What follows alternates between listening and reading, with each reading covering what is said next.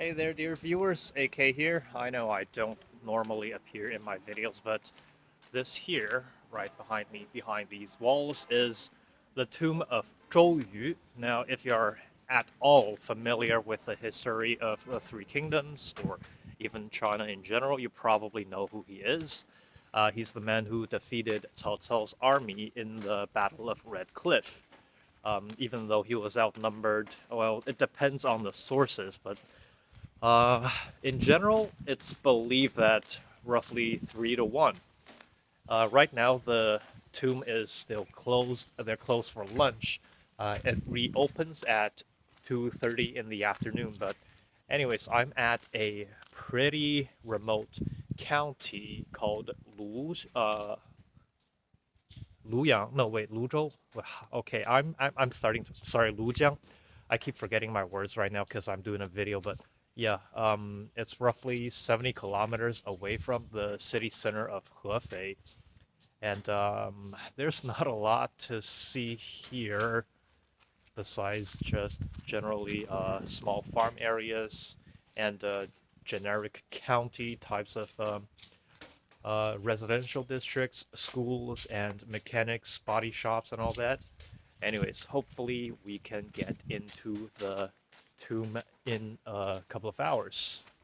Wait, 1 hour, yeah. Right now it's 1:30 in the afternoon, so it's going to be another hour before it opens. This looks like one of the slightly more important center streets of the town, the county. Um, Pretty generic, but what's surprising is that I think the entire town is just like shut down for siesta time or something, because at 1:30 in the afternoon there's nobody anywhere. Even though some areas are supposedly restaurant and business districts, I passed by the area on the way here, and there's pretty much nobody here except for like a couple of school children or old people. I'm still gonna explore the town for a little while longer. So there's this little canal here that passes by the village-looking area of the county, so I'm gonna follow it and see if it leads anywhere interesting. Plus, it's a nice way to show people around, show the viewers around, like what a generic southern Chinese or more like eastern Chinese county looks like.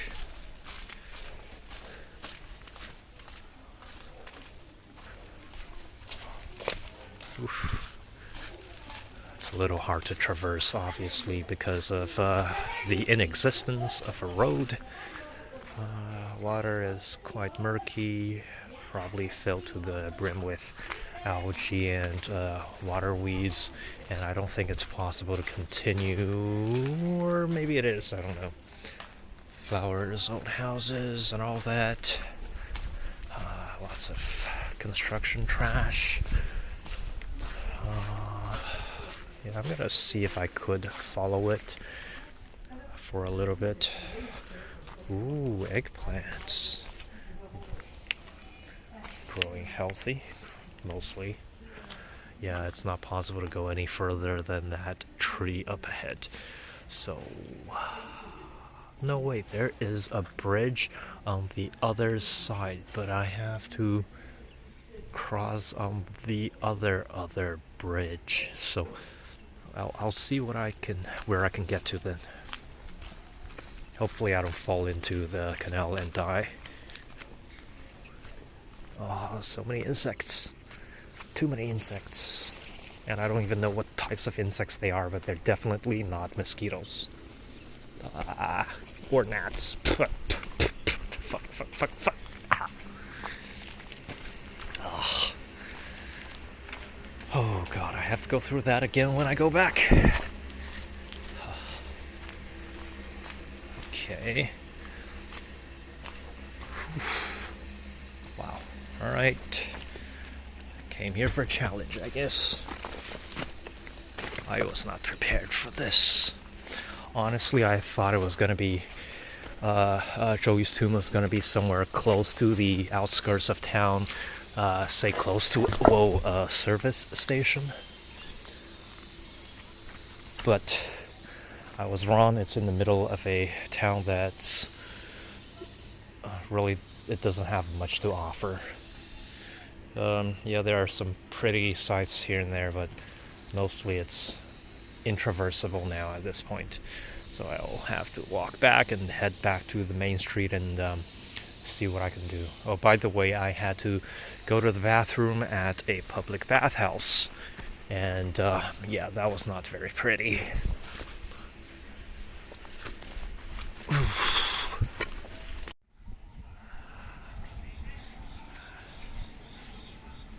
Alright, I'm inside the tomb of Zhou and Zhou Cultural Center.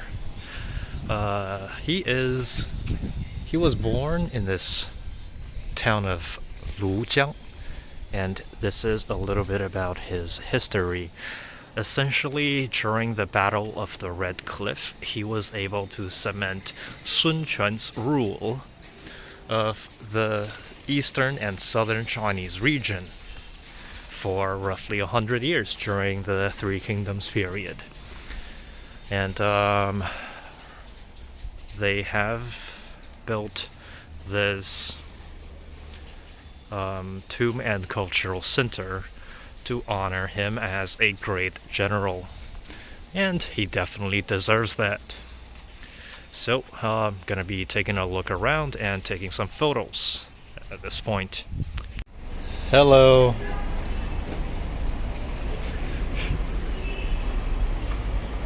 Bye. Alrighty guys, this may be the second last or the last stop of my trip to Lujiang, and the temple is called Ganlu Si. Have no idea what the history is, and the only reason I'm here is because I saw it on the map and thought, it's close enough, so might as well come and check it out. Nobody here, obviously. It's a small county without a lot of visitors, and it's not even like some sort of religious holiday or anything, and it's during the middle of a work week, during the middle of the afternoon. That's the ticket office, but everybody there is just playing poker. So yeah, they're like, I asked them, is it open? It's like, yeah, it is, go in, but scan the code, and yeah, so did that. They took my temperature, and here I am. Looks like there's either fish or turtles, but I am not gonna bother to find out. I'm gonna go inside and check things out after taking a couple of photos of the outside. Looks like a pretty good temple.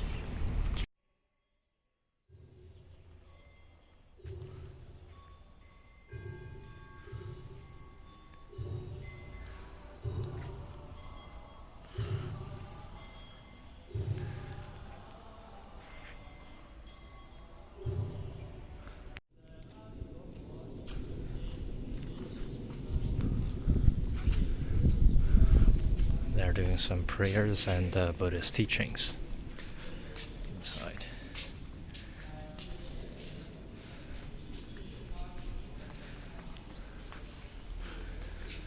As always, you're not supposed to film statues of Buddha and religious figures, so I'm avoiding that as always. Let's check out the back of the temple. There's so many halls of this temple, and everything looks new and pretty. I like the colors that they did. It has a very strong contrast and looks new.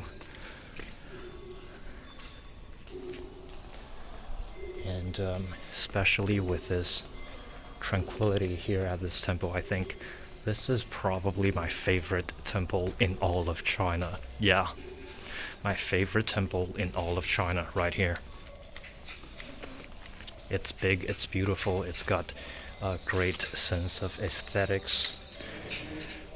It's in the middle of a town, but there's plenty of nature and farmland. Just the right number of believers.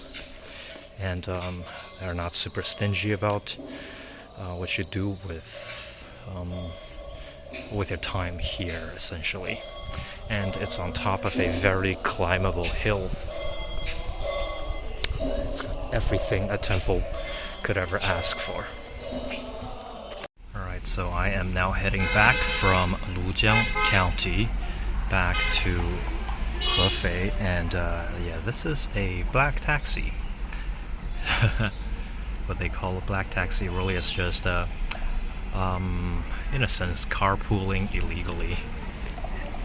And we're gonna be waiting for one more passenger before we have a full car, so we can head back at a bargain.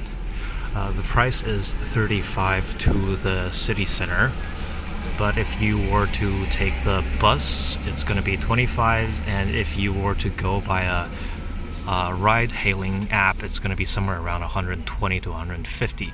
If you're lucky, you can get a like 70 to 90. No, sorry, not 70. 80 to 90.